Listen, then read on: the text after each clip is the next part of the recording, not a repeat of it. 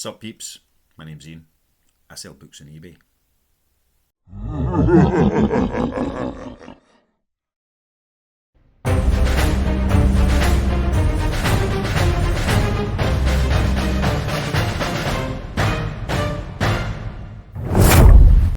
I also read books, not on eBay, because that's just kind of ridiculous. You can't read a book on eBay. That's madness, man. Madness! But I do read books. I love books, and that's why I sell them on eBay. Without a love for something that you do, then what you do becomes a chore. And I don't want to. I don't want chores. I'm nearly 50, man. I've done the chores bit of my life. Get out of the rat race. Don't make an awful lot of money these days, but I'm doing something that I really, really, really love and have a passion about. Some days it's a bit of a grind, but most days, 99 days out of 100, I really love what I'm doing and love to be able to share these fantastic things called books with the world. I mean, 26 letters, a few numericals, and you can create anything. It's fantastic. So, with all that in mind, I just thought, let's have a look at what I've currently got on my shelves that I'm selling and pick out a few books that I've really, really, really loved reading over the years. This is not a top 5 by any stretch of the imagination. I don't think I could do a top 5. I might struggle to do a top 100, to be perfectly honest with you. I'd need like a top 10 of this and a top 10 of that and maybe a top 20 of the other. But just in general, having a quick look through the shelves, these are a few books that really had an impact on me, that I've gone in there and never come back out. They've really stuck with us and had a pretty profound impact over the years. There's lots of other books like that I have read that is not unique to these few, but this was just, like I say, scanning through the shelves and the stock to see what I've currently got that I'm selling that is something that really impacted me. Anyway, enough flibba flabba blabba jabba blabba jabba. Let's have a wee dig through the pile I am talking about. Right, I'm kind of going to go chronological order for how and when I read these, and that means that the first one is probably kind of unsurprising, a Stephen King, The Shining. Now, this isn't the copy that I read. I read my grandpa's copy when I was about 14, maybe 13, 14, and I remember I was at my grand's. I don't know if we were staying there for the weekend or the week, if my mum was working, whatever it was. But I was at my grand's and reading this book upstairs, and it got to the bit, spoilers by the way, the topiary animals. So in the book, none of that hedge maze nonsense. It's gone. Topiary animals that when you weren't looking at them, the bastards moved. Doctor Who nicked it with the Weeping Angels, and it terrified me, this big hedge lion that was getting closer and closer as he was trying to get through the door. And I actually had to go downstairs. My gran was in the kitchen making dinner, making lunch. I don't know what she was doing, but she was down in the kitchen, and I had to go down and sit in the kitchen to read that chapter so that there was somebody watching my back and keeping me safe. And The Shining just stuck. I mean, it's terrifying. I keep going to read it now that I'm a grown up to see what's different about it. I'm desperate to do that, but at the same time, I don't want to spoil the horrific nightmares that it gave me at the time. That's actually a lie. It didn't give me nightmares. It just scared me in the living world. And at that age, perhaps with the fantasy elements, it's easy to believe that some of it might be real. But yeah, terrifying book. I don't know if it's my favourite Stephen King book. Definitely up there. But, a book that had a profound effect on me and made me read a hell of a lot more Stephen King, a hell of a lot more horror over the years that followed, which have been numerous since then. Right, next. Again, chronological order. And this is another one that was down to my Gran Olive. Cormac McCarthy, All the Pretty Horses. Amazing writer. Cormac McCarthy is just like mind-blowingly good. I haven't read all his books. I know he passed away quite recently, and I've got, Blood Meridian I've not read yet, and whenever I pick up a copy I go, oh well, I'll keep that one for myself and read it. And I keep putting it off and putting it off. I think it's one of those, I don't want to read it because then I'm kind of done with an author. You can always go back and reread, but I would be done, so I keep putting off Blood Meridian. But All the Pretty Horses, I'd never read a book like it, and it was, my gran, she was a great reader, really, really encouraged me to read an awful lot. So she had a copy of this one on her shelf, and she says, "Oh, you should try that," and I did, and it's just, it's phenomenal. It's an adventure, but it's a really grown-up adventure. It's really bleak but uplifting at the same time. So that something can be so almost horrific, yet just inspire you. I'd never experienced that in a piece of writing before, and this was the one that introduced me to that sensation. I've read, let's say, some other Cormac McCarthy, and The Road has to get an honourable mention. I will never, ever read that book again. I will never watch the movie. After reading the book, I am not going to watch the movie. There's just some moments in that were, it's the written word, but the images Miss Mofo created are seared on my brain, especially from The Road. But All the Pretty Horses was, the book that really introduced me to just how mature writing can become while still being adventurous. It doesn't have to be, all the dry texts you get when you're studying at school, where it's meaningful. They're shite, let's be honest. But that is an absolute classic. If you've never read Cormac McCarthy, read it.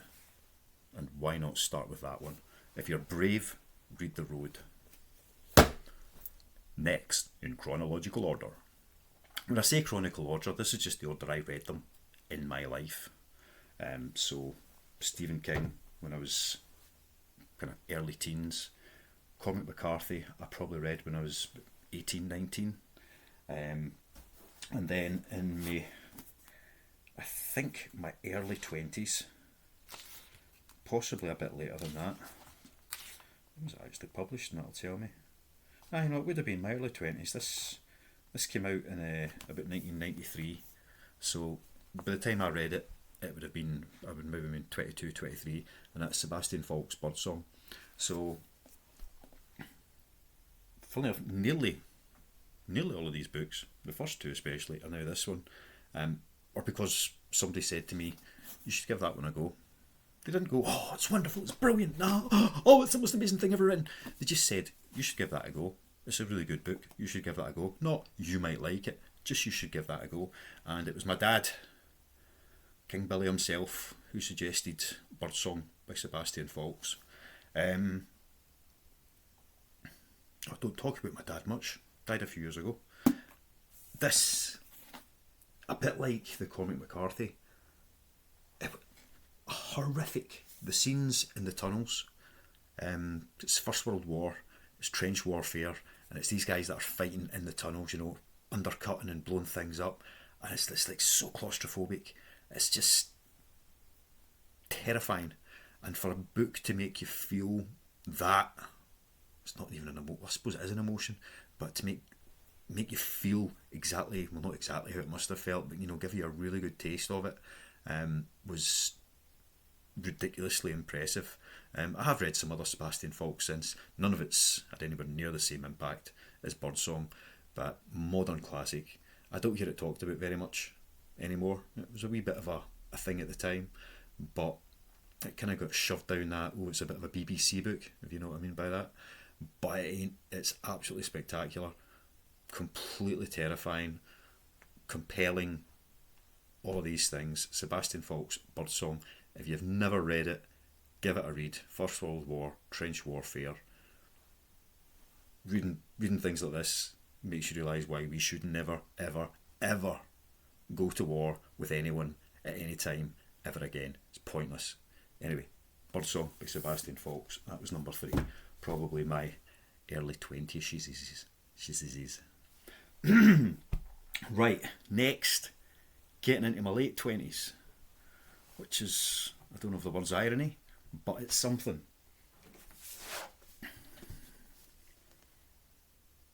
Harry Potter.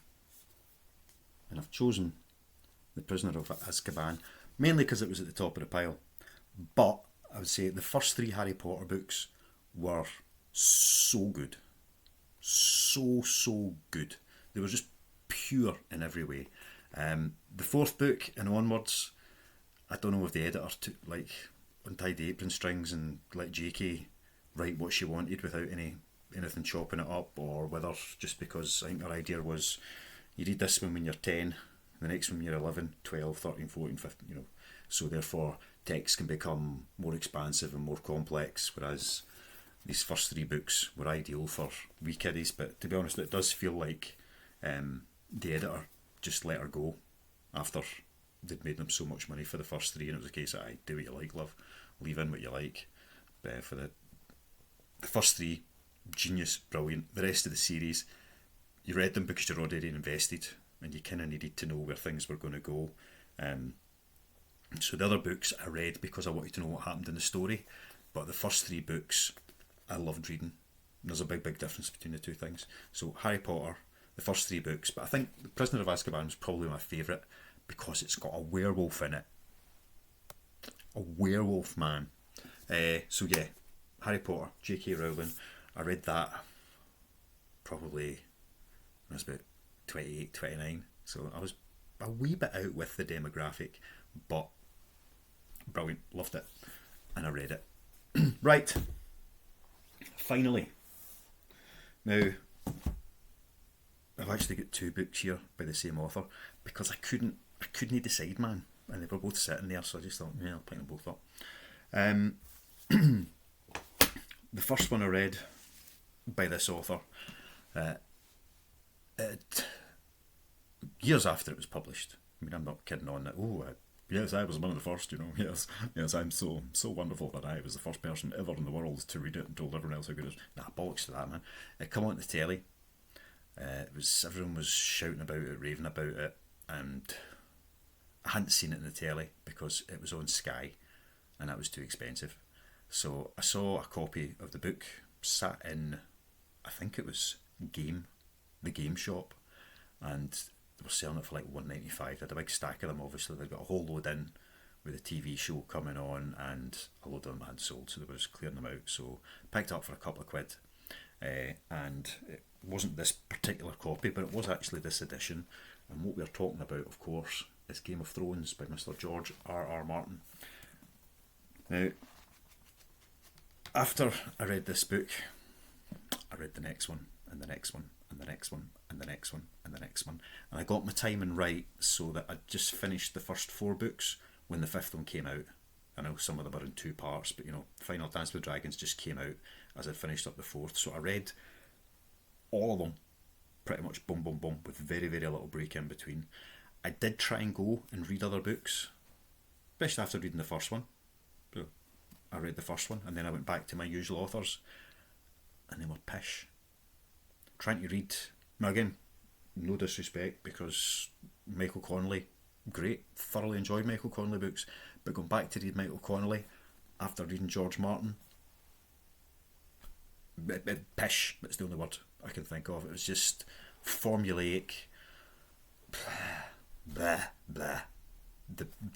This guy writes beautifully. Doesn't matter what he's writing about, it's beautiful, it's engrossing, it's engaging.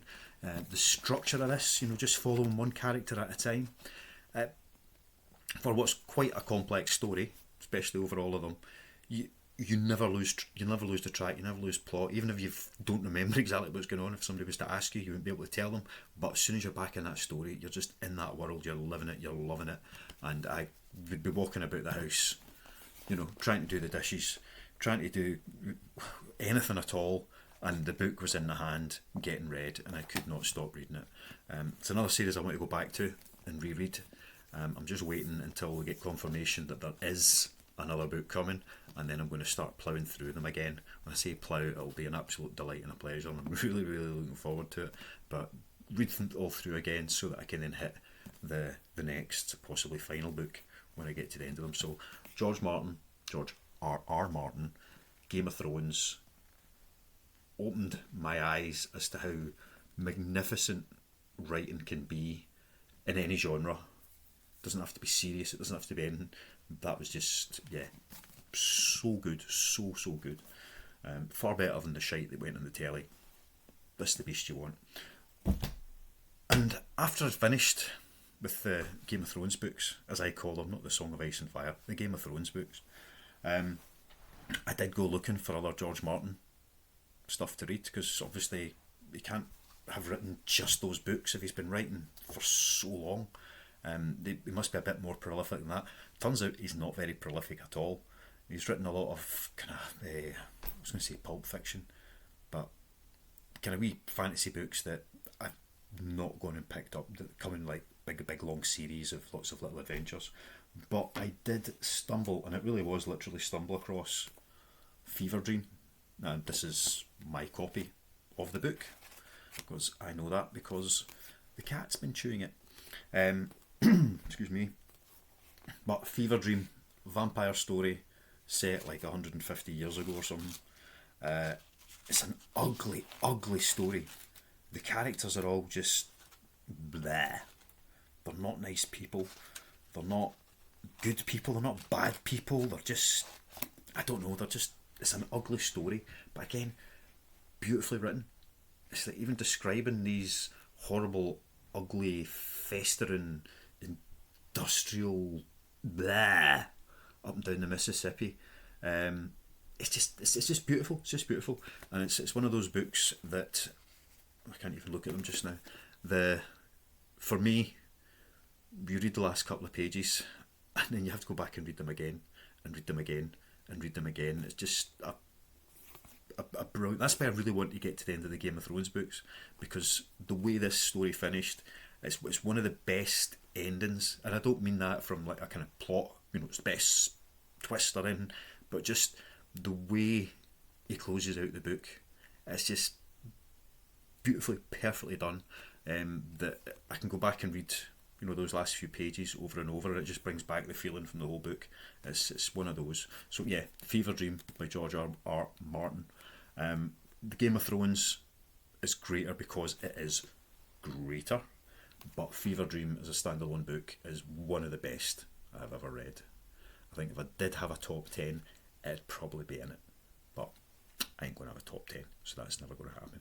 Anyway, I don't think I've got that one listed, but the other are all unfortunately stuck up on eBay. So if you want to share my delight, go find your own copy. Alright. Anyway, that's all. Just fancied a chat. Love ya. See ya. Bye.